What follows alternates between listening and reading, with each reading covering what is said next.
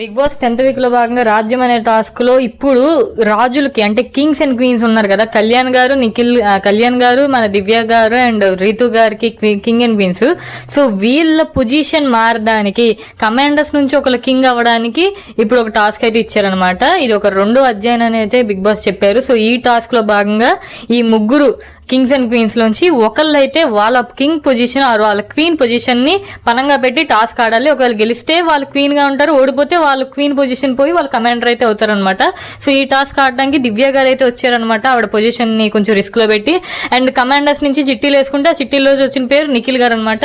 And Nikhil గారు దివ్య గారు బాగా గేమ్ అయితే ఆడారు. అది ఏదో టాస్క్ పెట్టారనమాట, అది aim for the crown something task. ఆ టాస్క్ లో వచ్చేసరికి నిఖిల్ గారు చాలా బాగా ఆడి విన్ అయ్యారు. సో నిఖిల్ గారు కమాండర్ గా ఉన్న నిఖిల్ గారు ఇంక నుంచి రాజుగా అయ్యారు, అండ్ రాణిగా ఉన్న మన దివ్య గారు కమాండర్ అయ్యారు అనమాట. సో ఇంకా అప్డేట్స్ మన ఛానల్ పెడితే ప్లీజ్ సపోర్ట్ చేయండి.